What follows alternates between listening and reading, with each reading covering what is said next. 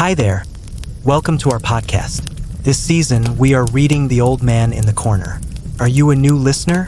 You can find other chapters in the description. Now we're moving to Chapter 30. Are there any other suspects? Chapter 30, Friends. Yes, interrupted Polly eagerly, since, for once, her acumen had been at least as sharp as his. But suspicion of that horrible crime only shifted its taint from one friend to another, and of course I know, but that's just it, he quietly interrupted. You don't know Mr. Walter Hatherell, of course you mean, so did everyone else at once. The friend, weak and willing, committing a crime on behalf of his cowardly, yet more assertive friend who had tempted him to evil. It was a good theory, and was held pretty generally, I fancy, even by the police. I say even because they worked really hard in order to build up a case against young Hatherell, but the great difficulty was that of time. At the hour when the policeman had seen the two men outside Park Square together, Walter Hatherell was still sitting in the Harewood Club, which he never left until 20 minutes to 2. Had he wished to waylay and rob Aaron Cohen, he would not have waited surely till the time when presumably the latter would already have reached home. Moreover, 20 minutes was an incredibly short time in which to walk from Hanover Square to Regent's Park without the chance of cutting across the squares, to look for a man, whose whereabouts you could not determine to within 20 yards or so, to have an argument with him, murder him, and ransack his pockets. And then there was the total absence of motive. But said Polly meditatively, for she remembered now that the Regent's Park murder, as it had been popularly called, was one of those which had remained as impenetrable a mystery as any other crime had ever been in the annals of the police. The man in the corner cocked his funny bird-like head well on one side and looked at her, highly amused evidently at her perplexity. "You do not see how that murder was committed?" he asked with a grin. Polly was bound to admit that she did not. "If you had happened to have been in Mr. John Ashley's predicament," he persisted, "you do not see how you could conveniently have done away with Mr. Aaron Cohen, pocketed his winnings, and then led the police of your country entirely by the nose by proving an indisputable alibi?" "I could not arrange conveniently," she retorted, "to be in two different places half a mile apart at one and the same time. No, I quite admit that you could not do this unless you also had a friend." "A friend? But you say." "I say that I admired Mr. John Ashley, for his was the head which planned the whole thing, but he could not have accomplished the fascinating and terrible drama without the help of willing and able hands." "Even then," she protested. "Point number 1, he began excitedly, fidgeting with his inevitable piece of string. "John Ashley and his friend Walter Hatherell leave the club together, and together decide on the plan of campaign. Hatherell returns to the club and Ashley goes to fetch the revolver which played such an important part in the drama, but not the part assigned to it by the police. Now try to follow Ashley closely as he dogs Aaron Cohen's footsteps. Do you believe that he entered into conversation with him? That he walked by his side? That he asked for delay? No, he sneaked behind him and caught him by the throat, as the garroters used to do in the fog. Cohen was apoplectic, and Ashley is young and powerful. Moreover, he meant to kill. But the two men talked together outside the square gates," protested Polly, "one of whom was Cohen and the other Ashley." "Pardon me," he said, jumping up in his seat like a monkey on a stick. "There were not two men talking outside the square gates. According to the testimony of James Funnell, the constable, two men were leaning arm in arm against the railings and one man was talking." "Then you think that, at the hour when James Funnell heard Holy Trinity clock striking 2:30, Aaron Cohen was already dead. Look how simple the whole thing is," he added eagerly, "and how easy after that. Easy, but oh, dear me, how wonderfully, how stupendously clever. As soon as James Funnell has passed on, John Ashley, having opened the gate, lifts the body of Aaron Cohen in his arms and carries him across the square. The square is deserted, of course, but the way is easy enough, and we must presume that Ashley had been in it before. Anyway, there was no fear of meeting anyone. In the meantime, Hatherell has left the club. As fast as his athletic legs can carry him, he rushes along Oxford Street and Portland Place. It had been arranged between the two miscreants that the square gate should be left on the latch. Close on Ashley's heels now, Hatherell two cuts across the square, and reaches the further gate in good time to give his confederate a hand in disposing the body against the railings. Then, without another instant's delay, Ashley runs back across the gardens, straight to the Ashton Club, throwing away the keys of the dead man, on the very spot where he had made it a point of being seen and heard by a passerby. Hatherell gives his friend 6 or 7 minutes start, then he begins the altercation which lasts 2 or 3 minutes, and finally rouses the neighborhood with cries of murder and report of pistol in order to establish that the crime was committed at the hour when its perpetrator has already made out an indisputable alibi.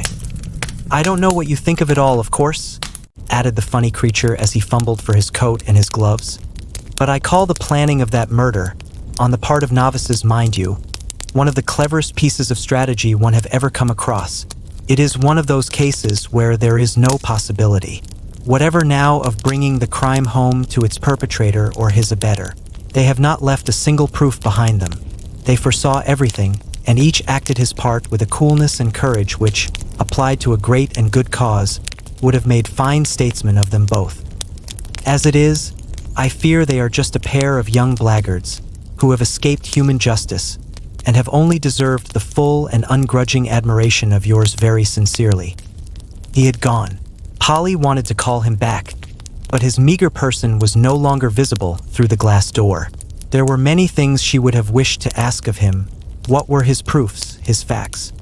His were theories, after all, and yet, somehow, she felt that he had solved once again one of the darkest mysteries of great criminal London. Is this the perfect crime? The key is having a friend willing to commit it for you. Now let's dive into a mystery about nobility. Chapter 31, The de Genneville Peerage. The man in the corner rubbed his chin thoughtfully and looked out upon the busy street below. "I suppose," he said, "there is some truth in the saying that Providence watches over bankrupts, kittens, and lawyers." "I didn't know there was such a saying," replied Polly with guarded dignity. "Isn't there? Perhaps I am misquoting. Anyway, there should be. Kittens, it seems, live and thrive through social and domestic upheavals which would annihilate a self-supporting tomcat. And today I read in the morning papers the account of a noble lord's bankruptcy, and in the society ones that of his visit at the house of a cabinet minister, where he is the most honored guest. As for lawyers, when Providence had exhausted all other means of securing their welfare, it brought forth the peerage cases. I believe, as a matter of fact, that this special dispensation of Providence, as you call it, requires more technical knowledge than any other legal complication that comes before the law courts," she said. "And also a great deal more money in the client's pocket than any other complication. Now, take the Brocklesby peerage case. Have you any idea how much money was spent over that soap bubble, which only burst after many hundreds, if not thousands, of pounds went in lawyers' and counsel's fees?" "I suppose a great deal of money was spent on both sides," she replied, "until that sudden awful issue, which settled the dispute effectually."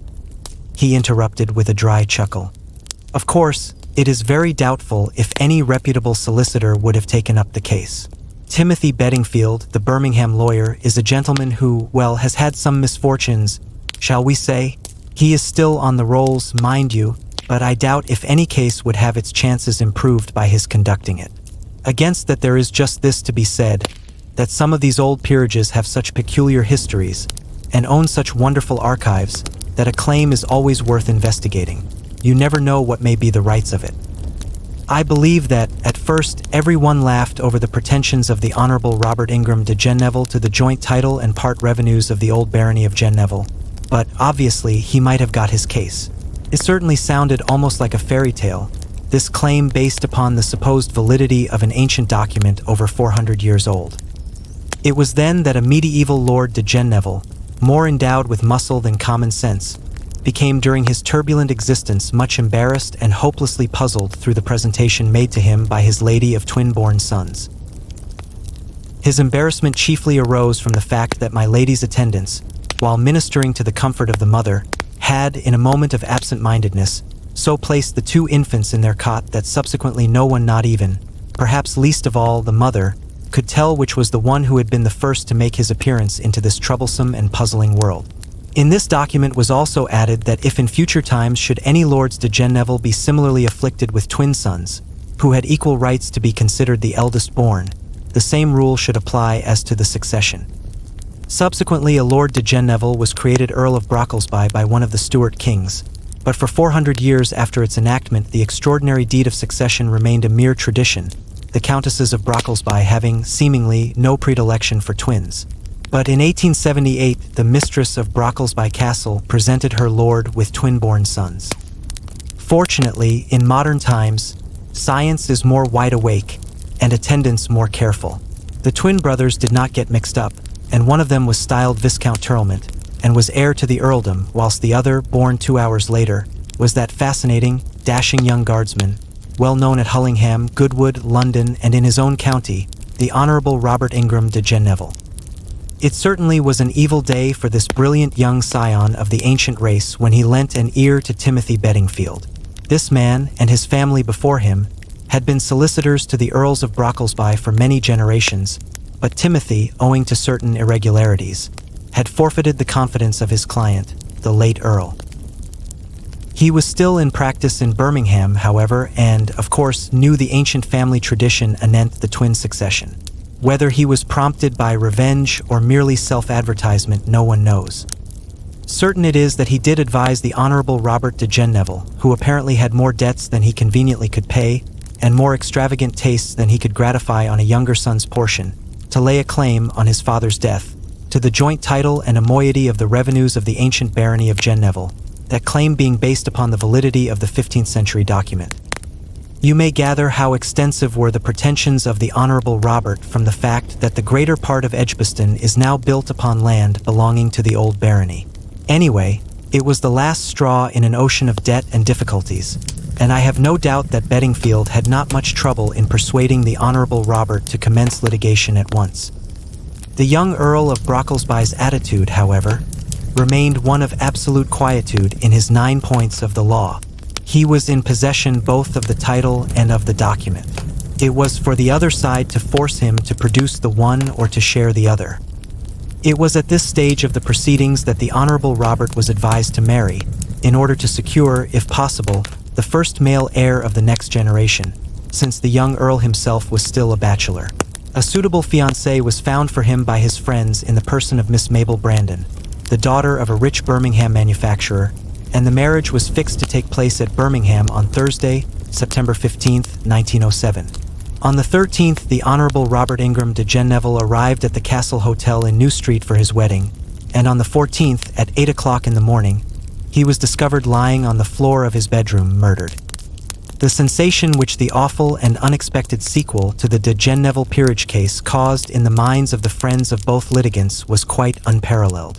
I don't think any crime of modern times created quite so much stir in all classes of society. Birmingham was wild with excitement, and the employees of the Castle Hotel had real difficulty in keeping off the eager and inquisitive crowd who thronged daily to the hall, vainly hoping to gather details of news relating to the terrible tragedy. At present there was but little to tell. The shrieks of the chambermaid, who had gone into the Honourable Robert's room with his shaving water at 8 o'clock, had attracted some of the waiters. Soon the manager and his secretary came up, and immediately sent for the police. It seemed at first sight as if the young man had been the victim of a homicidal maniac, so brutal had been the way in which he had been assassinated. The head and body were battered and bruised by some heavy stick or poker, almost past human shape, as if the murderer had wished to wreak some awful vengeance upon the body of his victim. In fact, it would be impossible to recount the gruesome aspect of that room and of the murdered man's body such as the police and the medical officer took note of that day. It was supposed that the murder had been committed the evening before, as the victim was dressed in his evening clothes, and all the lights in the room had been left fully turned on. Robbery, also, must have had a large share in the miscreant's motives, for the drawers and cupboards, the portmanteau and dressing bag had been ransacked as if in search of valuables. On the floor there lay a pocketbook torn in half and only containing a few letters addressed to the Honourable Robert de Genneville. The Earl of Brocklesby, next of kin to the deceased, was also telegraphed for. He drove over from Brocklesby Castle, which is about 7 miles from Birmingham. He was terribly affected by the awfulness of the tragedy and offered a liberal reward to stimulate the activity of the police in search of the miscreant. The inquest was fixed for the 17th, 3 days later, and the public was left wondering where the solution lay of the terrible and gruesome murder at the Castle Hotel. Why was the poor man murdered? Or was it simply a case of bad luck? We'll be back soon to uncover the mystery. See you tomorrow.